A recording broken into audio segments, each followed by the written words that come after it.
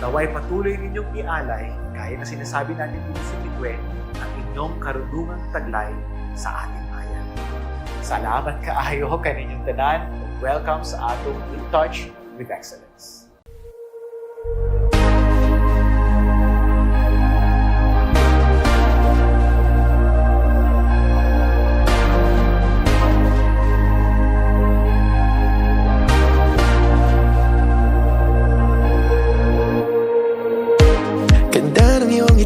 Akin ang napapansin, sugatan na puso'y kusang gumagaling. Handa na bang lisanin mabigat na bibig? Congratulations, outstanding scholars. May your success today inspire others, strengthen our mission, and advance our shared aspirations of leveraging science, technology, and innovation towards solutions and opportunities for all.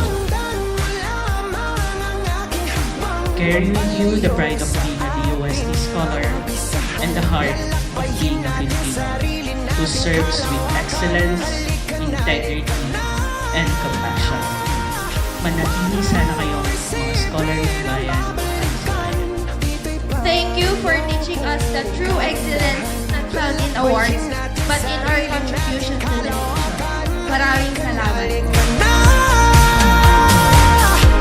Pagtitibayan kong puso para sa iyo. Being intelligent, not just in mind, but in heart. For a true scholar of the nation, lives, learns, and serves for the nation. May we always remember that we are not just scholars, we are servant leaders, and we are patriots. And as long as we live with that truth, we will always be worthy of the name Scholar ng Bayan. Minsan, isang simpleng idea o maliit na tulong na may puso at malasakit can already make a big difference. Lalakbayin natin sarili natin kalawakan. Halika na, halika na. Wag mo isipin ang babalikan. Muli, isang mainit na pagbati sa inyong lahat. Mabuhay kayo, mga scholar ng bayan, siyentista, mananaliksik, inhinyero, guro, leader ng kinabukasan para sa bayan. Maraming salamat, Agyamanak. Hanggang sa muli, padayon.